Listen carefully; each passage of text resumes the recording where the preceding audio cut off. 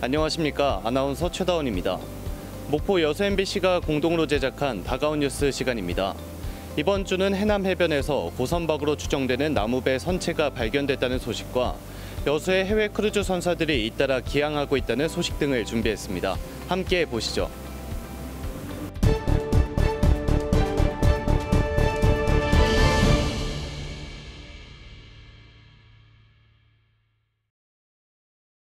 물이 빠진 전남 해남군 송우리 해변.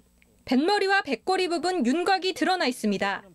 선체 흔적이 발견된 곳은 밀물 때는 바닷물에 잠기고 썰물 때는 육지가 드러나는 조간대. 신고를 받은 국립해양문화재연구소가 현지 조사에 나서 선체 흔적을 확인했는데 선체 길이는 14m, 폭은 5m입니다. 선수와 선미, 좌우 외판, 배양 옆판이 쓰러지지 않게 받쳐주고 칸을 분리하는 역할을 하는 가로목 구조도 확인됐습니다. 드러난 모습만으로는 선체의 정확한 구조를 판단하기는 어렵지만 일반적인 전통 한선의 구조와 유사해 고선박으로 추정됩니다. 목재로 온전하게 만들어졌다는 점, 그리고 결구 방식이 과거에 조사됐던 선박들과 유사하다는 점들이 일단은 과거에 만들어진 고선박일 가능성이 굉장히 높을 것으로. 조간대가 바다 쪽으로 멀리 나가 있다 보니 선체가 하루에 노출되는 시간은 1시간밖에 되지 않습니다. 그래서 본격적인 발굴 작업에 앞서 유실 방지 작업이 진행되고 있습니다. 고무망으로 해서 덮어서 여기 있는 선체나 유물들이 이제 파도나 이런 것들이 이제 바람 같은 거에서 휩쓸려가지 않게, 유실되지 않게 조치를 해야죠. 국립해양문화재연구소는 오는 26일부터 발굴 조사에 착수해 선박의 정확한 규모와 제작 시기 등을 밝힐 예정입니다. MBC 뉴스 서혜령입니다. 이번 순천만 국제정원박람회에서 가장 관심을 끄는 장소, 핵심 콘텐츠는 그린 아일랜드입니다.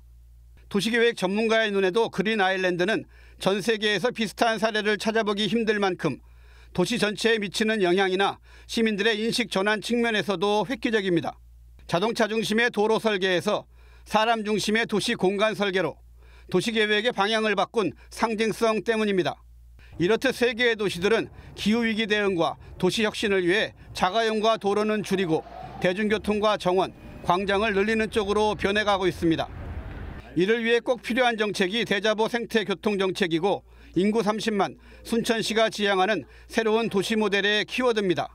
향후에는 자가용에 의존되는 것보다는 순천시 실정에 맞게 대중교통이나 자전거, 보행 이런 데 좀 비중을 가지고 도시관리를 새로 하면 좋겠습니다. 전문가들은 순천시가 차 없는 보행자 전용 거리를 공격적으로 조성하고 남부지역 사이클링 허브 개발을 추진하라고 제안합니다.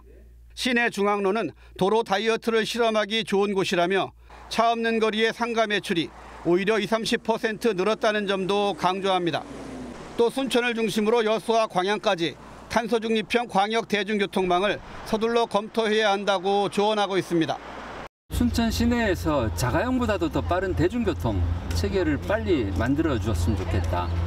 BRT 같은 거겠죠. 그리고 시내뿐만이 아니라 인근 도시까지도 자동차보다 더 빨리 오고 갈 수 있는 광역 대중교통을 만드는 게 급선무라고 생각하고요. 자동차 중심에서 사람 중심으로 도시의 변화를 예고하는 대자보 생태교통정책. 순천시가 바르셀로나의 슈퍼블록, 파리의 15분 도시에 특별히 주목하는 이유입니다. MBC 뉴스 최우식입니다. 지난 2019년 11월 영광군에 문을 연 해바라기 센터입니다. 20여 명의 직원이 성범죄 피해자 심리치료와 응급조치 등 서비스를 제공하고 있습니다. 4년 전 목포에 있던 시설이 병원 측의 운영 중단 결정으로 영광으로 옮겼습니다. 그런데 목포와 해남, 진도 등 전남 서남권 일부 지역에서는 거리가 멀다 보니 성범죄 피해자들의 신속한 지원이 어려운 실정. 실제로 지난해 전남경찰에 접수된 성폭력 피해자는 1000여 명에 달했지만 해바라기 센터 이용자는 30%에 불과했습니다. 목포 인근에 있는 피해자들이 영광까지 가는데 굉장히 거리가 거의 한 2시간 정도 소요가 되잖아요. 시간 소요도 엄청나게 이제 피해자들 입장에서는 이제 지원받는데 좀 한계가 있어서. 전남 지역 해바라기 센터가 담당하는 면적은 전국에서 두 번째로 넓지만 전남에 있는 해바라기 센터는 영광과 순천 두 곳뿐입니다. 해바라기 센터가 적습니다. 두 개서로. 그래서 저희들이 강진의료원에서 그쪽으로 신규 센터를 하나 만들어 볼까 하고 있습니다. 성폭력 등 피해자의 신속한 위기 상황 대처와 안전한 전남을 만들기 위해 해바라기 센터 추가 설치가 시급합니다. MBC 뉴스 박종호입니다.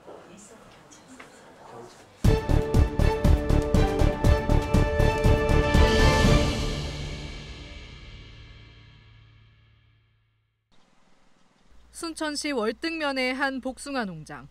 수확을 2달여 앞둔 중생종 복숭아 나무 가지가 텅 비어 있습니다.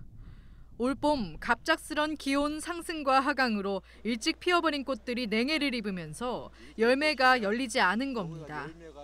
열매를 제대로 맺은 조생종 복숭아 나무와 비교하면 확연히 수확량이 감소한 모습을 확인할 수 있습니다. 월등 복숭아 생산의 대부분을 차지하는 중생종 복숭아. 농가들은 착과량이 80%가량 감소해 오는 8월 열리는 월등 복숭아 축제를 열 수조차 없다고 말합니다. 이미 피해가 왔기 때문에 내년을 위해서 나무 관리에 집중하고 있습니다. 어차피 과일은 피해본 상황을 어떻게 돌이킬 수도 없는 상황이기 때문에. 상황이 이렇지만 농민들은 제대로 된 농작물 피해 보상조차 받지 못할까 봐 걱정부터 앞서고 있습니다. 농민들은 현행 농작물 재해보험의 보상 기준이 실제 수확량에 반영하지 못하는 데다 저온 피해의 경우엔 태풍이나 호우와 다르게 보상률도 적다고 말합니다. 농작물 피해 보험의 실효성이 크지 않다는 의견이 모아지면서 순천시 과수농가 3,570곳 중 보험에 가입한 농가는 26%인 950곳에 불과한 상황입니다. 이 농산물 보험은 그 보험사를 위한 보험 같아요. 그래서 보험 혜택을 받으려고 그러는데 약관이 너무 불합리하게 돼 있다. 이에 따라 순천시의회는 최근 저온 피해 보상 내역을 근거로 하는 보험료 할증을 폐지하라는 내용 등을 담은 농작물 재해보험 제도 개선 촉구 건의안을 발의했습니다. 수년을 주기로 반복되는 냉해 피해. 지금부터라도 현실에 맞는 농작물 재해보험 보상 체계가 구축돼야 한다는 목소리가 커지고 있습니다. MBC 뉴스 강서영입니다. 전남 지역 시단위 자치단체 가운데 면적이 가장 작은 목포시. 앞에도 일개읍 면적이 목포시보다 크고 바다 면적은 전남 육지 면적이 이르는 신안군. 지난해 말 기준 목포시 인구는 22만여 명. 신안군은 3만 8천여 명으로 인구 소멸 위기에 처해 있습니다. 양 시군이 하나의 자치단체로 도농 통합을 할 경우 기대 효과를 분석하기 위한 공동 용역에 착수했습니다. 용역에서는 국내 통합 사례와 정책적 지원책, 상생 정책 발굴, 통합 전략 등 양시군 통합의 장단점을 전반적으로 다룰 예정입니다. 양시군이 발전할 수 있는 상생 비전을 제시하고 전략을 수립함으로써 주민들의 수용성을 확보하고자 합니다. 공동용역 착수 보고에도 섬을 연구하는 목포대 도서문화연구원에서 갖고 신안과 목포 민관정계 인사들이 참석해 눈길을 끌었습니다. 이번 용역을 통해서 주민들이 실생활에서 통합 효과를 체감할 수 있는 다양한 이 상생 과제를 발굴해서 그러면 어떻게 신안 주민들에게 좀 이해할 수 있도록 또 걱정하고 있는 부분을 해소할 수 있을까 그런 부분에 좀 역점을 뒀으면 좋겠습니다. 목포 신안 통합 효과 분석 공동 연구 용역은 오는 12월쯤 최종 결과가 나올 예정입니다. MBC 뉴스 김윤입니다. 여수 엑스포 여객선 터미널입니다. 지난달 21일 1,900톤급 대형 크루즈선이 유럽권 관광객 등 400여 명을 태우고 기항했습니다. 앞서 지난 4월에는 28,000톤급 크루즈선이 미국 유럽권 관광객 680여 명을 태우고 입항했습니다. 크루즈 해외 관광객들은 여수 박람회장과 오동도, 순천만 국제정원 박람회장 등지를 둘러본 뒤 다음 기항지로 향했습니다. 올 하반기에도 여수에는 한 차례 더 크루즈선이 기항할 예정입니다. 저희도 상반기에 4월과 5월에 2항차가 입항했고요. 10월에 1항차가 더 남았는데 이제 실버시에서 오는 28,000톤급의 배가 들어올 예정입니다. 그 배는 아마 승객과 승무원 포함해서 한 600에서 700명 정도가 승선할 계획입니다. 코로나19 이후 사실상 멈춰섰던 크루즈선들이 올해 들어 잇따라 여수에 기항하면서 지역의 크루즈 관광 산업도 다시 기지개를 켜고 있습니다. 하지만 풀어나가야 할 과제는 여전히 많습니다.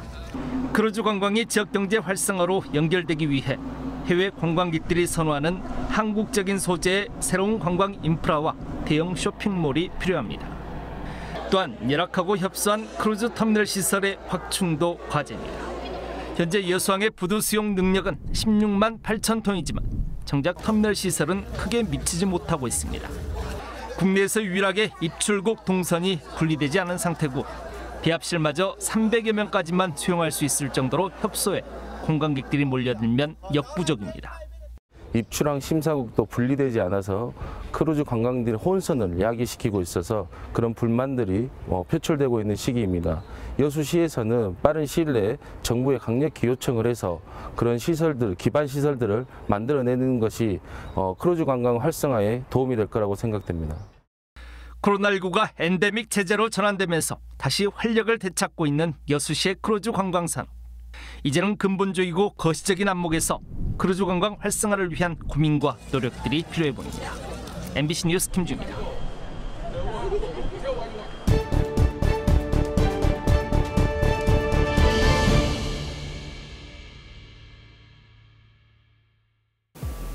오늘 다가온 뉴스는 어떻게 보셨나요? 다음 이 시간에도 더욱 풍성한 소식을 준비해 찾아오도록 하겠습니다. 많은 시청 바랍니다. 감사합니다.